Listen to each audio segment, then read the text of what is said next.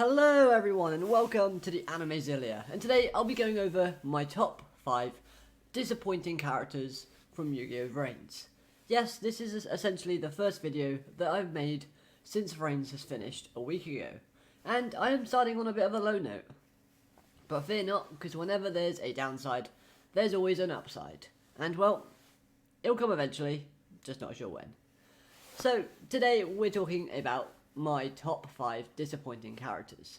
Now, a quick disclaimer, you guys might absolutely enjoy the characters that I mentioned on this list, so take it with a grain of salt. However, let's just jump right into it, shall we? So, starting us off at number 5, we have these 3 Knights of Hanoi. Now, more specifically, these 3, Vyra, Thaus, and Gnome, or Byra, I think it's how you pronounce the name. These 3 characters entered the show in one of the best ways possible. They came in and they were full of hype. They were taking people down, they were doing stuff, and they essentially got defeated themselves. They were basically like the setup to like kind of show us how good the Knights of Hanoi really were. And they did that brilliantly. They showed off their abilities, and for the most part, they're skilled duelists. And I'll credit their performance against BOHMAN in terms of the hacking skills. That was pretty good. I like the fact that we saw them come in at that point. But then in between the introduction of these 2 characters and the BOHMAN part, what did they do? And after the BOHMAN part, what did they do? They mostly got off-screen defeated, and this actually occurred more times than I can count throughout the series. And honestly, I was just looking for more from these characters. That's why they're on this list. Instead, what we got is a couple of good highlights and a good action shot of them all standing together, with Revolver and Spectre in the scene as well. That's the only reason why they're on this list, is because these were good characters to start with, and then they went off the rails, and I just wanted more from them. They could have actually been better, in my personal opinion. So then, we'll move on to number 4, which is AQUA. Now, out of the 5 Ignises, what exactly did AQUA do within this show? To me, she never really did anything that was mind-blowing. Basically, she didn't make us go crazy with anything, or make us go, oh my god, like, what? Every Ignis, apart from AQUA, had a decent moment, or good personality. For me, AQUA was like that poorly written female, which technically is true, that every Yu-Gi-Oh series seems to have. And there's a bit of a downside because, you know, the Ignises were unique and they were quirky. And I think, apart from Ai having his weird techniques and Lightning being super intelligent, AQUA was the only one with a certain ability, which was to distinct lies. I guess if you want to say AQUA did teach us not to lie, but the other Ignises just outshined her overall throughout the series and honestly overshadowed her character. Earth. We have love and compassion thanks to his character, and the phrase rock you. And who could forget his death scene by the hands of Soltec? Obviously that's an oh my god moment, and Earth gave us that. Windy. A character who we love to hate. He has a terrible personality, and we all smiled with joy when we saw the Knights of Hanoi basically wreck him. And he had a good moment in coming back and haunting Flame. Again, Flame. He taught us, and Soulburner, to never lose heart and face your fears so you can keep moving forward.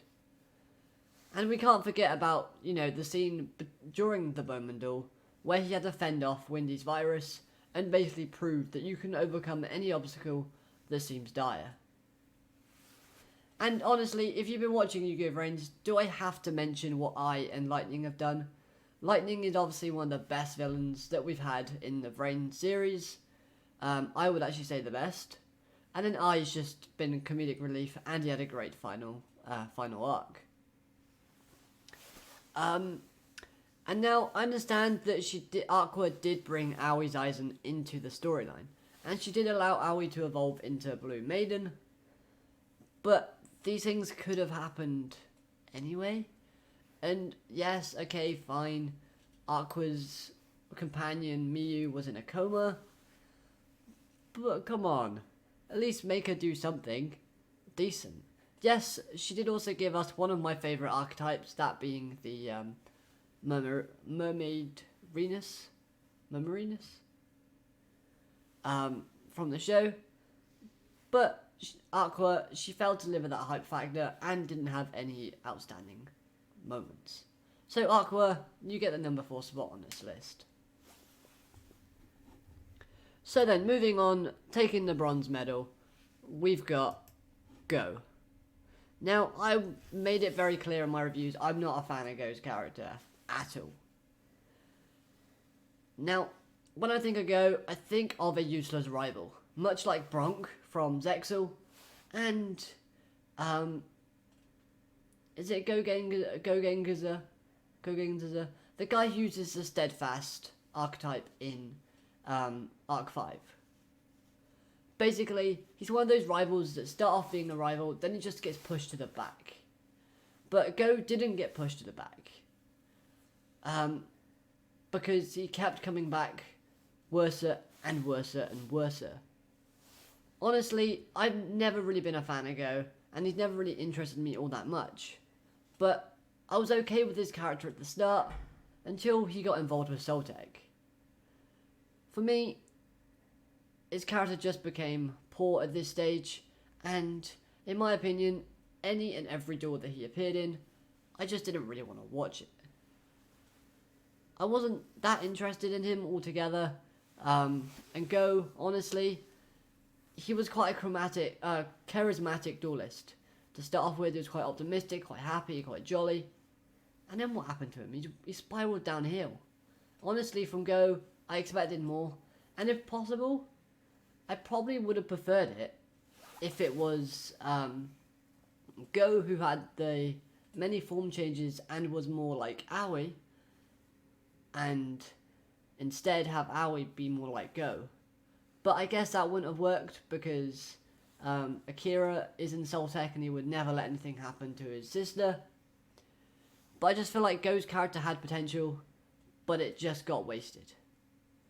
And I guess they were trying to go with obsession with Go's character in terms of giving him a meaning, in the fact that he was obsessed with winning and he would do anything, even put his body through the ringer. But in the end, it felt like a child throwing his toys out of a pram. And it's not like his character had much development. I guess you could say that it was kind of, his development was falling and then getting back up, and at the end facing his eye being on the side of good again. But come on, that's just poor writing. So, Go Onizuka. Is it Onizuka? Anyway, Go gets the number 3 spot. See, I can't even remember his surname. Now then, number 2. Number 2 is going to be a very unpopular opinion. Because to me, this character really did disappoint me. And that character is Playmaker / Yusaku. Now, I know what you're all thinking. A protagonist being disappointing. But hear me out. Playmaker never lost, right? He never lost a duel. He drew a couple of times. One against Revolver, one against BOHMAN. And I know that Yusei from 5D's never lost as well. But I feel like Playmaker never losing really did hinder his character's development. And this development would have been what was needed to become a good protagonist. If you look through the Yu-Gi-Oh! Kind of shows, you've got Duel Monsters. Yami lost, became slightly evil. Yes, it was a filler arc, but it was still good development. You've got GX. You've got Jaden. He lost, became the Supreme King. Good development. Because the stakes were high in both shows. 5Ds, yes, okay, Yusei never really kind of lost, but 5Ds is on his own somewhere. Zexal. Yuma developed a lot throughout the series because he was a poor duelist and he, by the end, was able to stand confidently on his own 2 feet.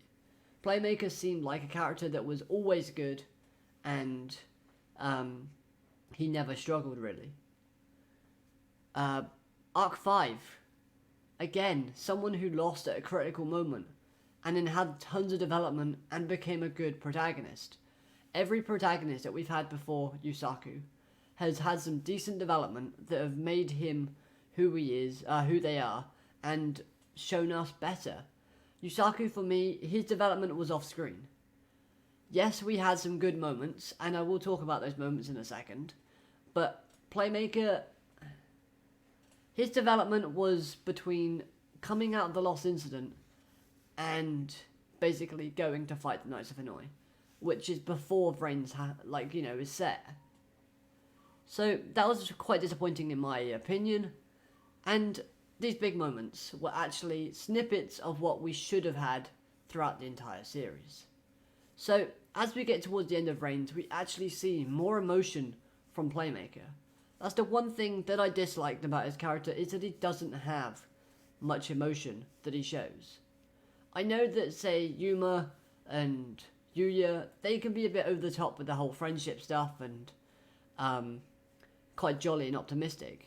And I wasn't expecting Playmaker to be like that because it's more of a serious show, but at the same time, he never hinted at the fact that he has friends. He just says, oh, I work with them. And it's quite plain and boring when they do that. So, the big moments. What am I talking about? The Kusanagi Playmaker duel. This was great because it showed a bit of development for his character and his emotions. This made his character less stale in my opinion, but it still didn't bring him out of the rut that I felt like he was in. And then the other one would have been towards the end of the show, in where he showed a lot of emotion towards Ai. Like I might have said it in my reviews, I'm pretty sure I did, but the last arc was good because there wasn't a lot of Playmaker duels. But when he did duel, he had a lot of emotion towards Ai, and the whole scene at the end where Ai disappeared was good from his character. It shows that he had a slight bit of development, but he's still a bit too plain, much like his design. Again, his design is disappointing. I thought maybe that'll be the start and then he'll change it slightly, a bit like how Aoi kept doing, but unfortunately not. He's just stuck with the same design that near enough reflected his personality. Now, I know you're probably thinking I'm being a bit critical, but he's a protagonist, and you're meant to be following his journey, and honestly, if you enjoy the show more without the protagonist in it, then there's something wrong with the protagonist. That's why I find that Playmaker / Yusaku is the most disappointing protagonist we've had from a Yu-Gi-Oh series. And that's why I put him at my number 2. However, speaking of disappointments, there is one more person from the Vrains universe that is more disappointing than Playmaker. And that person is... he's a villain. Have you guessed it? BOHMAN.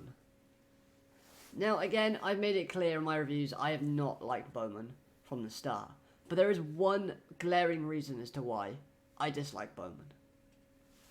BOHMAN had a lot of potential to be a decent character.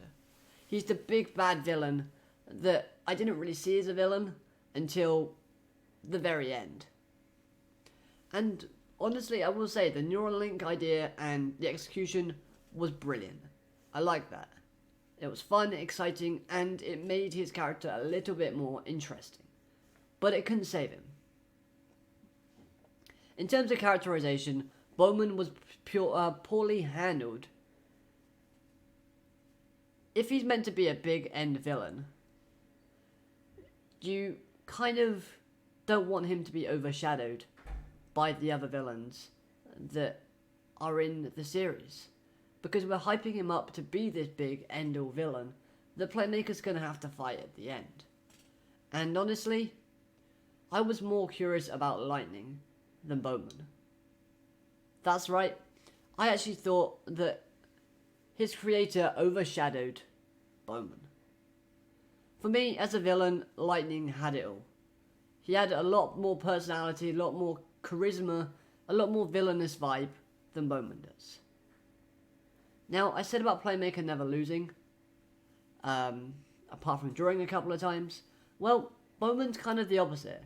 Bowman lost pretty much every duel, apart from 2, I think, where he beat good duelists, admittedly. But again, he still kind of didn't learn much, he just upgraded. Now,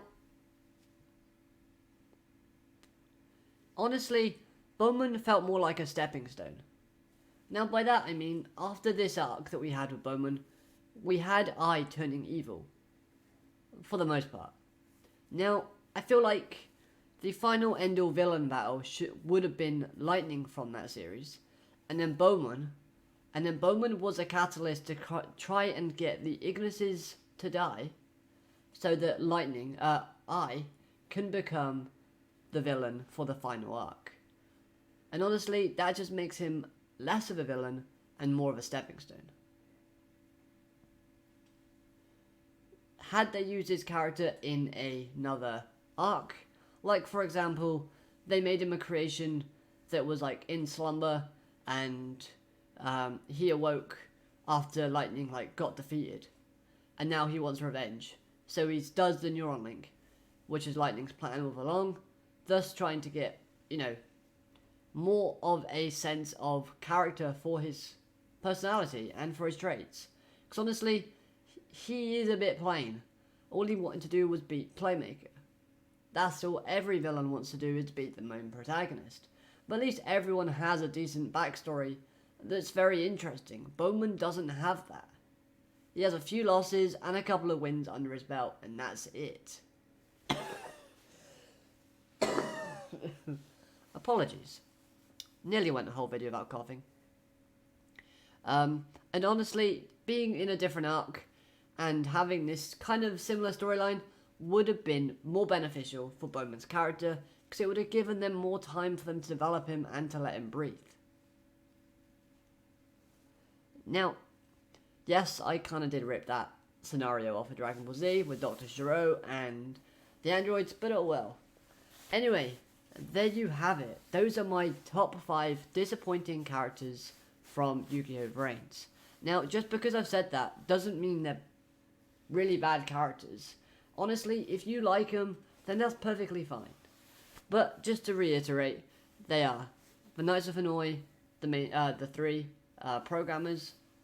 You've got AQUA, you got Go, you got Playmaker, and you've got Bowman. Now, if you guys like these characters, or if you were disappointed with any other character from the series, then make sure to let me know down in the comment section below. I'll be curious to see what you guys think, and honestly, I hope you've all enjoyed the video. If you have, make sure you smash that like button, subscribe if you're new so you never miss a video from me, and until next time, I hope you have an amazing day, and I'll be seeing you in the next one soon. Bye bye for now.